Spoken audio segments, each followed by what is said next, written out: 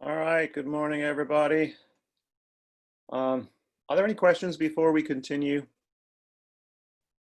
you recall, we were in section 10.2, actually 10.3, actually, when we left off. And the last thing we were talking about was polar coordinates and polar curves.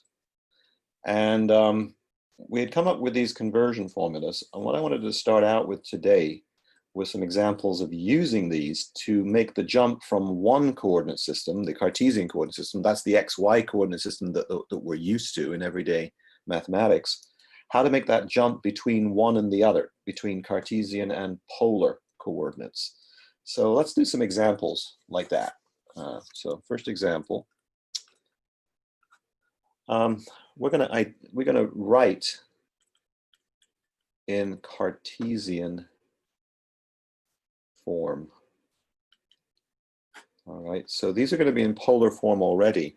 Our job is to convert them. So what if we had the equation r squared equals 7? How could we write that in Cartesian form? Well, again, remember we came up with these equations. Now, what would be another way of writing this one? What could you do to both sides? Square it. Yeah, and if you squared it, you get r squared equals x squared plus y squared. Actually, we have it right here. I could have boxed that as well. That was straight from Pythagoras, if you recall. We know that r squared is x squared plus y squared. So this problem of converting this into Cartesian form is trivial. We know right out the gate that r squared could be rewritten as x squared plus y squared. And so the Cartesian version of this is x squared plus y squared equals 7. And we're done. And we might even be able to identify what that curve is. What is that curve? Circle. Yeah, it's a circle. It's a circle of radius, the square root of 7, centered at the origin. Exactly. All right. What if we had r equals 3 cosine theta? Something like that. Okay. How could we convert that over?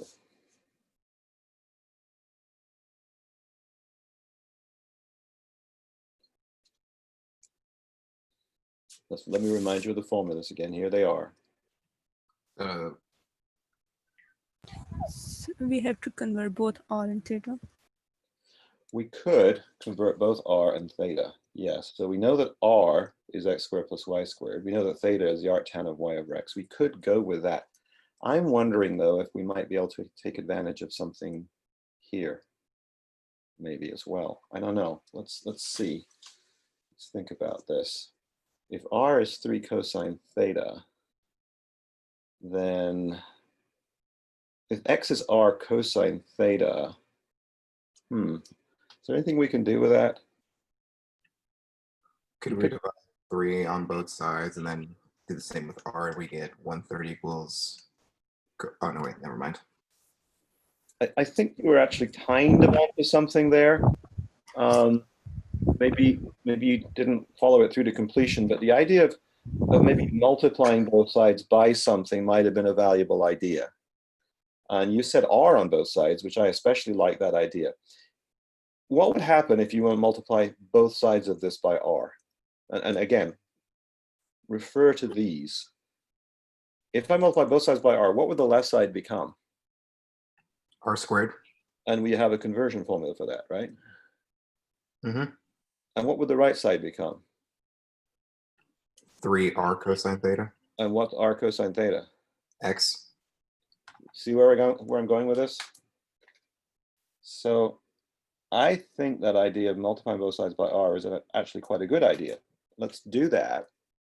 That gets us r squared equals 3r cosine theta. And then we've got our two identities here, that one and this one. We know that r cosine theta is actually just x. And we know that r squared is x squared plus y squared. And so we just get that x squared plus y squared is equal to 3x. And we're done. We've done the problem. Okay, we've made the conversion. Anyone recognize what this actually is? Is that a, what is it, hyperbola or something? No, actually, I think it's actually another circle. And the reason I'm saying that is both the x squared and the y squared, both of them are squared, and they have exactly the same coefficient. So if both of them are squared and both of them are positive, it's bound to be an ellipse of some kind, depending on what's in front of them. But since they have the same thing in front of them, what kind of ellipse is it? It's going to be a circle. It only starts to distort away from being a circle if you say maybe you had a 2 in front of the x and a 1 in front of the y, or a 5 in front of the x and a 3 in front of the y, or something like that. Then you start to get an elliptical shape that's more stretched. But if they have the same number in front of both of them, and they're both positive, and they're both squared, then it's going to be a circle of some kind. What the 3x is doing is shifting the circle away from the origin. What you need to do is you need to bring that 3x to the other side, complete the square, blah, blah, blah, and eventually you'd see where the circle lies. But it is some sort of flavor of a circle, this. Now, while we're on this topic, let's point out that the graphing calculator here can graph these polar equations for you. So let me get the calculator turned on. If you go to mode, notice down here you have function, parametric, and POL, and I'm sure you can guess what POL is short for. Right? Polar.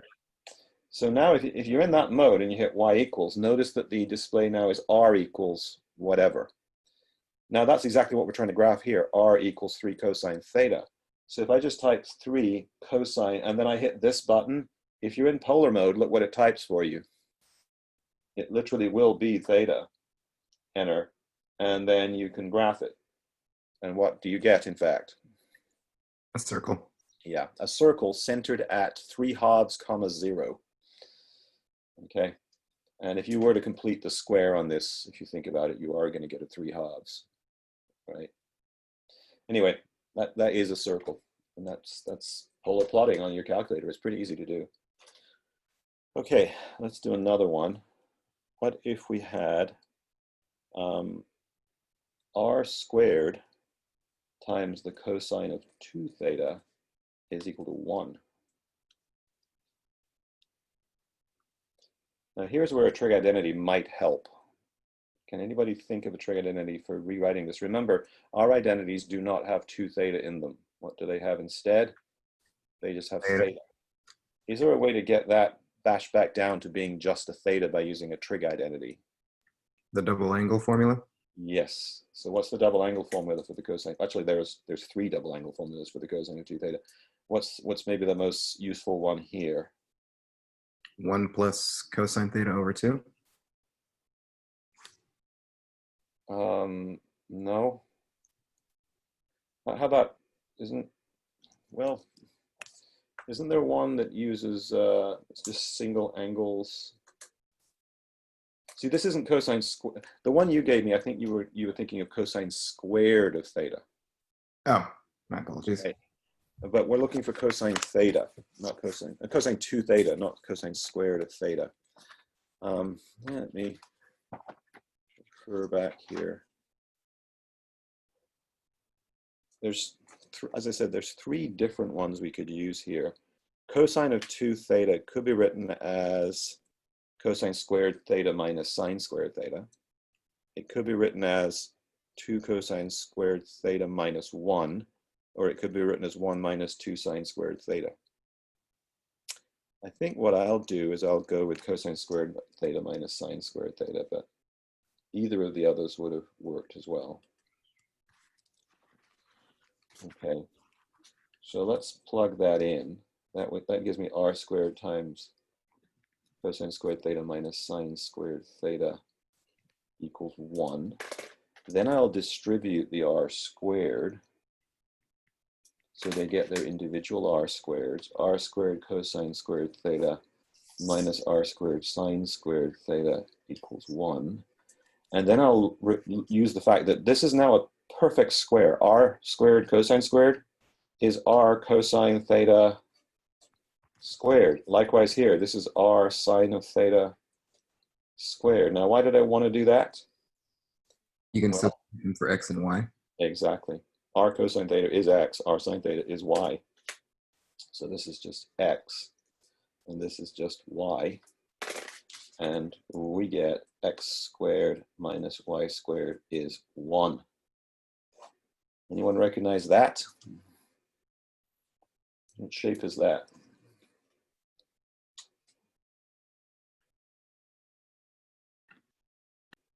It's what you told me last time. That minus sign makes it a hyperbola. Oh. They're both squares, and there's a minus in between them, so it's a hyperbola. So if you were to graph that, you get a hyperbola. If you were to do this in polar coordinates, you get a hyperbola. Although potentially you might only get one branch of the hyperbola instead of both. This would give you both branches. I think this maybe would only give you one of the two branches if you went through it. Actually, I don't know. You'd need to actually go isolate r in order to use your calculator to do it. What would r equal if you went through the algebra of solving for r here? 1 over cosine theta. Yeah, square root of, right? Because this is r squared, so you get r is the square root of 1 over cosine 2 theta, plus or minus. All right, so if we hit y equals here, I'm going to clear out that, and I'm going to put 1 divided by the square root of the cosine of 2 theta. Close the square root. Yeah, that should, one more parenthesis I guess I need. And then we would graph it. See how we only got one branch? Well, actually, I got a portion of the other branch too, I guess. I need to check what my window is set to here. 0 to 2 pi by the look of it. Maybe I need to go from negative 2 pi to 2 pi. Well, that didn't help much, did it? You can kind of see it's got a hyperbolic shape to it. I'm not too impressed with the look of the thing, but anyway, it's not disagreeing with the idea of this hyperbola, it's just not graphing very much of it. I probably need to mess around with the window choices as well there to see more of it. Anyway, that's the idea. When you're changing things into polar curves, you try to beat up on the thing until it starts to look like the identities for conversion that you have here. Now, these are problems where you write in Cartesian form. You'll also be given problems where you have to do the opposite, where you already have it in Cartesian form and you're expected to convert it back into polar form. So let's do an example where we go the other direction. If I can ever get this piece of paper detached, there we go. So again, we'll be using the same identities, but we'll be using them for the opposite purpose. So example, give a polar equation for these Cartesian curves. So y equals x. What would be a polar equation for that? You have r sine theta equals r cosine theta. Yeah, r sine theta equals r cosine theta is what you get. But clearly that can be simplified, can't it? Mm-hmm. You could first divide both sides by r, couldn't you? Yes. You divide, there's no need for an r in this expression. And so you get sine theta equals cosine theta. You could do even better. You could divide both sides by cosine theta and get rid of one of the two trig functions. And you'd have sine theta over cosine theta is 1. But what's another name for that? Tangent theta. Yeah, tangent theta is 1. You could go even better than that, and you could take the arc tangent of both sides. And you get what theta is. And what's the arc tangent of 1? Pi over 4. Yeah, pi over 4. And that is your polar equation for this. Theta is pi over 4. Now think about that. What does y equals x look like? It's not a very Straight line. It's a straight line straight through the origin with a slope of 1, right? This is y equals x. Right, the slope is the m in front of the x, so the m is 1. The slope is 1. Okay, But polar coordinates, this says r is irrelevant. R can be anything, but the angle must always be pi over 4. So here's your pole. Here is your polar axis. We need to go up to an angle of pi over 4, and r can be anything it wants to be as long as the angle is correct. Right? So this is the curve theta equals pi over 4. You see? They're the same curve, aren't they? Now remember, you can also include negative r values. If you use a negative r value, but you have the same angle, it's going to actually produce the ones that are over here as well. These are, because r can be anything, positive or negative. So you'll get both portions over here and over here. So it is indeed the same curve. You can see the comparison between the two. Okay, so what about this one? What if we had x squared minus y squared is 4? Well, it's pretty easy conversion again, isn't it? It's usually easier going this direction than the other because you have that direct replacement business going on, don't you? So if you just plug those in, you just have r cosine of theta squared minus r sine of theta squared equals 4. So you have r squared cosine squared theta minus r squared sine squared theta equals 4. That pretty much is an answer, but you could go further and write this as r squared times cosine squared theta minus sine squared theta. Seems to me I recognize that as an identity. Isn't that just another name for what? Cosine to theta. Yeah, cosine 2 theta. So you could rewrite this as r squared cosine 2 theta is 4. That's the simplest version of it, although this is also on an exam. This or this would also be acceptable as the answer. Okay, they're all correct. Any questions about that one? All right, so I wanted to get the, because I usually put some of those on the exam, or at least one or two of those on the exam. I wanted to get some examples like that out of the way where we're converting from one system to the other using these identities. All right, now let's get into a little tiny bit of calculus to do with polar curves. And that's the idea, the most fundamental idea from calculus, the idea of slope. All right, so let's look at slope in polar coordinates. Now, slope is inherently not a polar idea. Slope is a Cartesian idea. Slope is rise over run. Slope is y over x, right? The rise in the y values divided by the run in the x values.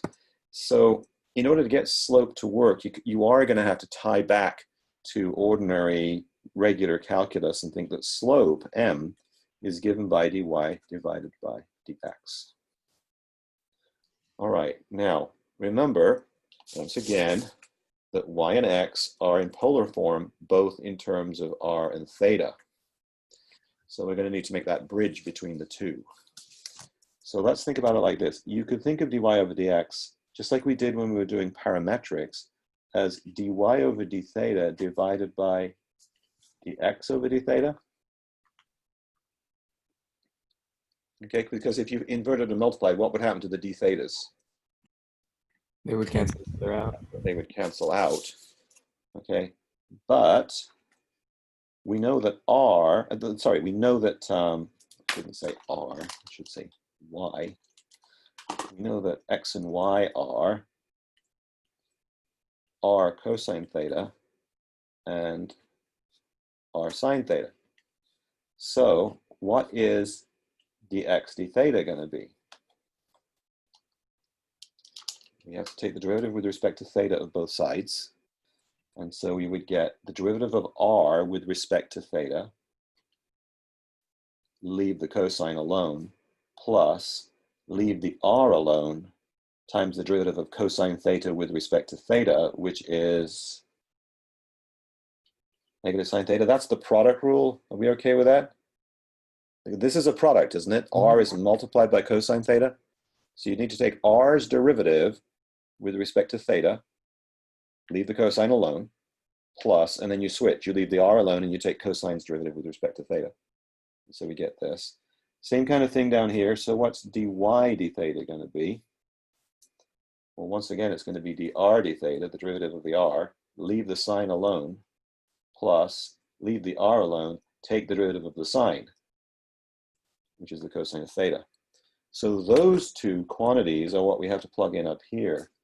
We need to plug this whole thing here in where it says dx d theta here, and we need to plug this whole thing here in where it says dy d theta right there.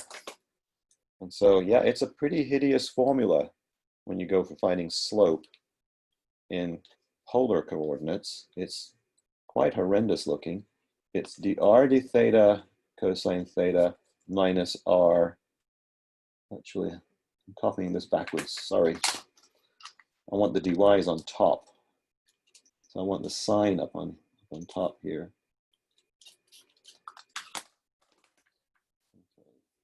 So this is sine of theta plus r cosine of theta divided by, this guy goes in here, the r d theta cosine theta minus r sine of theta.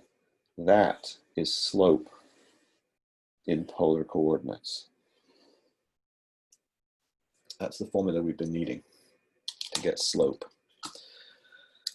All right, so let's do an example of using that. Let's find the slope of a polar curve at a particular place. So, example. Find the slope of the tangent line. And I almost always put one like this on the exam as well, to the curve at the given value of theta. All right, so here's the problem. R equals 1 plus 2 cosine of theta at theta equals pi over 3. Find the slope of the tangent line right at that place on this curve. Okay. Well, to find the slope of the tangent line, you need the formula for the slope of the tangent line, which is dy dx. That's this thing. In order to do this, we need to take the derivative of r with respect to theta, don't we? Both of these formulas, top and bottom, need dr d theta. Here's r, so it's pretty easy to crank out dr d theta. What's dr d theta? Derivative of 1 is 0. Negative 2 sine theta. Exactly, it's just negative 2 sine theta. All right, so that's what we need. It needs to go in here and here into this formula. So we would get that dy by dx is negative 2 sine theta times sine theta plus 1 plus 2 cosine theta times cosine theta divided by negative 2 sine theta times cosine theta minus 1 plus 2 cosine theta sine theta. Okay, so I put this quantity in for dr d theta, the top and bottom both, right? There it is. Sine theta and cosine theta, sine theta and cosine theta. Where it said r, what did I need to put in? Well, what did they tell me r is? Right, 1 plus 2 cosine theta. So where that r is and where that r is, top and bottom, I put this in its place, 1 plus 2 cosine theta, and then cosine theta and sine theta, cosine theta and sine theta. All right, we might want to clean that up a little bit. It's possible it might simplify quite a lot, actually. We've got minus 2 sine squared of theta plus cosine theta plus 2 cosine squared of theta.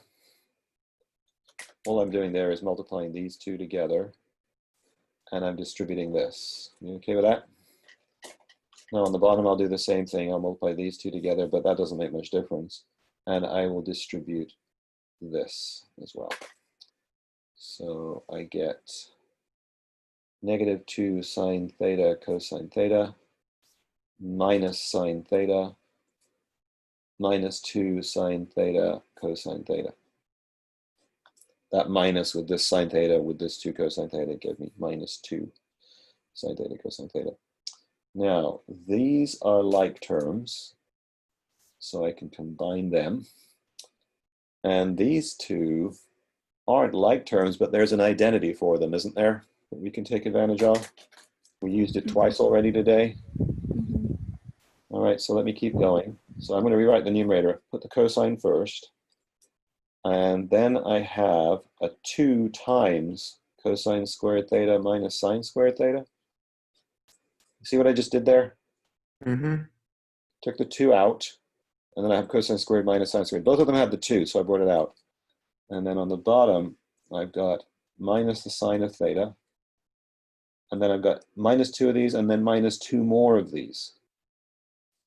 So that's minus 4 of those, isn't it? 4 sine theta cosine theta. Okay. Now, what is this?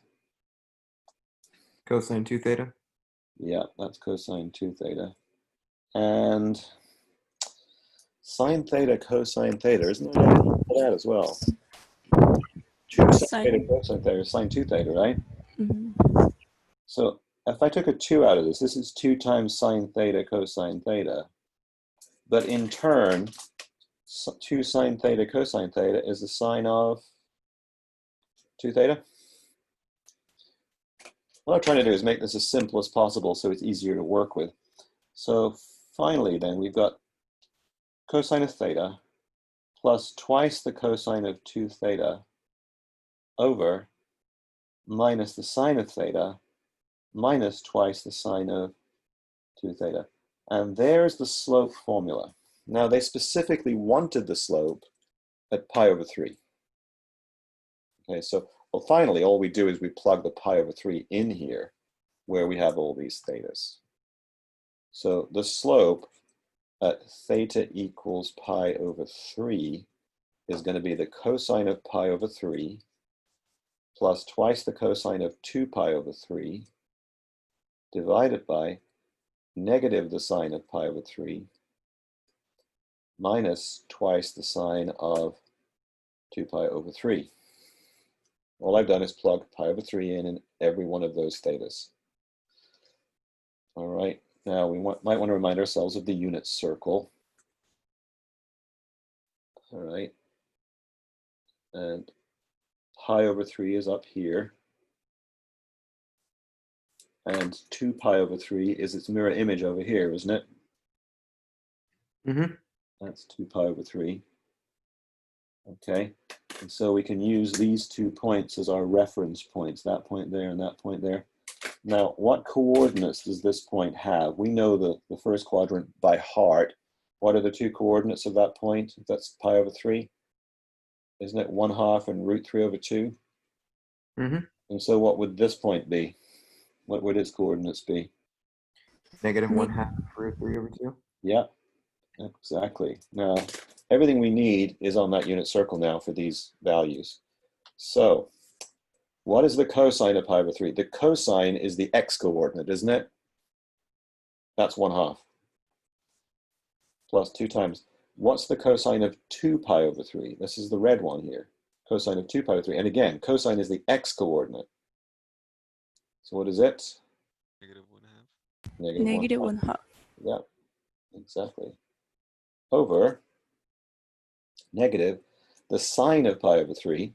The sine is the y-coordinate. So pi over 3, the y-coordinate is root 3 over 2. Minus 2 times the sine of 2 pi over 3. Here's 2 pi over 3. The sine is the y-coordinate again, which again is root 3 over 2. You okay with this? All right, so now we would simplify that.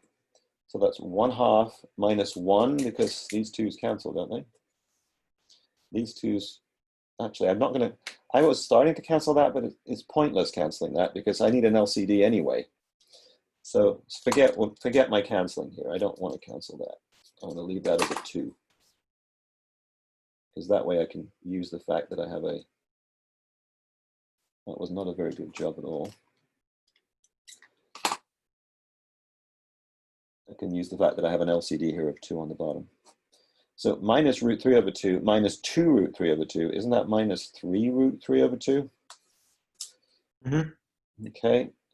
So keeping on with the simplifying, 1/2 minus 1 is minus 1/2 on the top. Meanwhile, on the bottom, we've got minus 3 root 3 over 2. The negatives would cancel. You can take the 1 on the bottom, invert and multiply. So you get 1/2 times 2 over 3 root 3. All right? I took this fraction from the bottom, flipped it over, and multiplied it by the fraction on the top. So instead of 3 root 3 over 2, it becomes 2 over 3 root 3. Then the 2's cancel, and we get a slope of 1 over 3 root 3. Now that's an acceptable answer, but some people would rationalize that. They'd multiply top and bottom by root 3, which should give you root 3 over 3 times 3, which is root 3 over 9. Okay, so you could write it either way. They're both acceptable answers. All right, so that is the slope of this particular polar curve right at pi over 3. That's what that's saying. Any questions about that? So that's how you find the slope of a polar curve. You have to use this quite ugly formula. Honestly, I can never remember this stupid thing, but I know how to find it. So I always have to kind of go through that, at least in my head, if not on paper, so I can get this formula back, because I have a hard time remembering it. But it's relatively easy to think about where it came from. You know, it's just dy d theta over dx d theta, and y you know is r sine theta, and x you know is r cosine theta, so you can just go through this if you want to get it back again. Anyway, that's how you do it. Now, if they wanted you to actually find the tangent line itself, in other words, go a step further, let me show you how to do that. It's not that hard, it's just a little bit more work. So for the last example, find the tangent line equation. All right, so the hard part of the process is already over. We already found the slope, didn't we? What 2 things do you need to know to get the equation of a line? 1 point. A point and a slope, right? Okay, we already know the slope.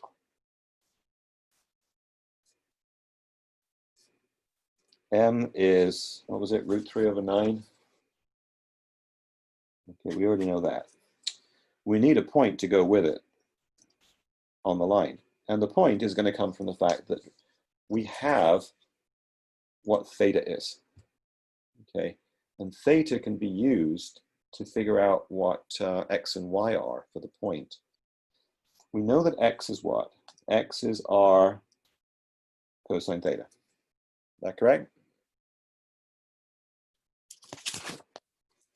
Right, for polar coordinates, x is r cosine theta, y is r sine theta. Okay, so we know that x is r cosine theta. But in this particular curve, what's r? 1 plus 2 cosine theta. Yeah, so we can replace that r by 1 plus 2 cosine theta. Okay, so that would give me 1 plus 2 cosine theta times cosine theta. Okay, and we specifically want it at this place where theta is pi over 3. So x at theta equals pi over 3 would be 1 plus 2 times the cosine of pi over 3 times the cosine of pi over 3. That make sense? Okay, so what is the cosine of pi over 3? If you need to, you can refer back to the unit circle here. Yeah. Pi over 3, it's 1/2, right? It's the x value there, it's 1/2, and this is likewise 1/2. Okay, so this gives you 1 plus 2 times 1/2 times 1/2. Well, obviously these 2's cancel, and now you just have 1 plus 1, that's 2, isn't it? And what's 2 times 1/2? 1. Yeah. And now we do the same for y. Y we know is r sine theta in polar coordinates. So r again is the same thing as before. It's 1 plus 2 cosine theta for this particular curve. Okay, this one they gave us r is 1 plus 2 cosine theta to describe this curve. So let's see here. That gives me 1 plus 2 cosine theta sine of theta. But we specifically want to figure this out at pi over 3. So y at theta equals pi over 3 will be 1 plus twice the cosine of pi over 3 times the sine of pi over 3. The cosine of pi over 3, just like last time, is 1/2. But what's the sine of pi over 3? Root 3 over 2. Yeah, root 3 over 2. Okay, so that gives me 1 plus 2 times 1/2 times root 3 over 2. These 2's cancel. This 1 plus this other 1 gives me 2. And that 2 cancels this 2 on the bottom to give me final answer root 3. So the point is coordinates what? 1 comma root 3. Mm-hmm. That's the point. 1 comma root 3. So we have the slope, we have the point. What's the final stage of getting the line? What do you use? Y equals m plus b. We don't have b, so we can. Point slope form. Yeah, the point slope form, y minus y1 equals m times x minus x1. If we had b, that would have been great, but we only have a point, which doesn't happen to be the y-intercept.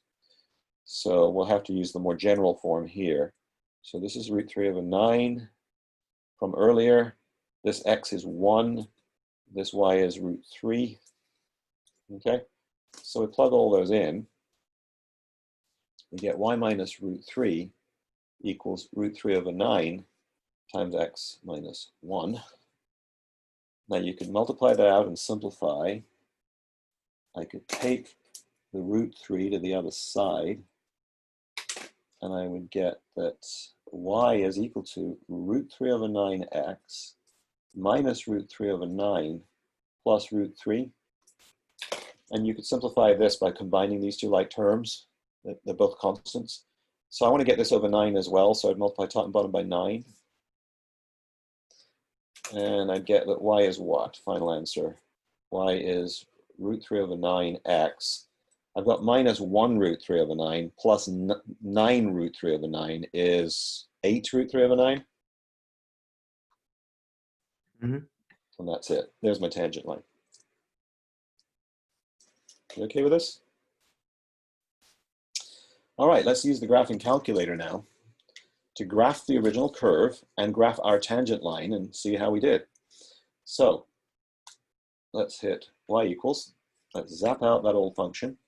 R equals 1 plus 2 cosine theta in this problem. 1 plus 2 cosine theta. That's the thing we're plotting. 1 plus 2 cosine theta. And now in the second R, I'm gonna, oh crap. I just realized.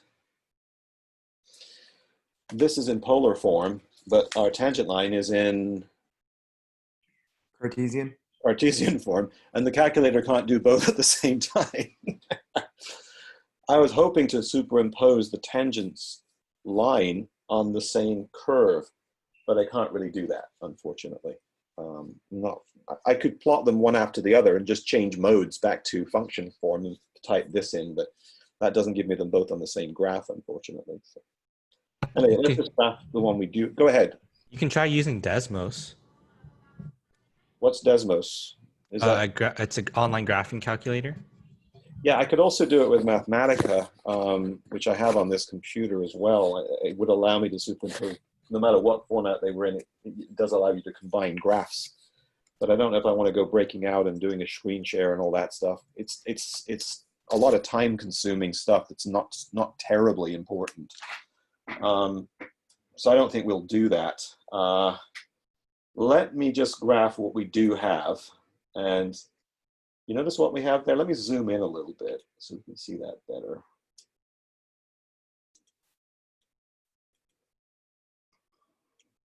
There's a special name for a curve like this. It's called a limacon.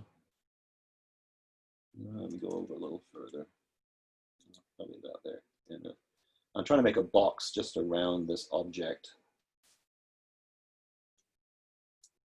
so we can fill the screen with it. And there we go. That's the object that we've just been working with. Okay. And what we've just done is found its tangent line at a specific place on the curve. But sadly, superimposing this on that is just too much work. You'd have to go use something else to do the job. Anyway, are there any questions about how we did it, how we got the tangent line? The hard part, as I said, is finding the slope in the first place. All this work to get this slope. It's really not a natural fit, as I said when I started. Slope is something that's more related to Cartesian land than it is to polar land. You can do it, but man, is it a hassle to go through it. And so, you know, you find yourself wishing you were back in rectangular coordinates the minute someone starts talking about slope.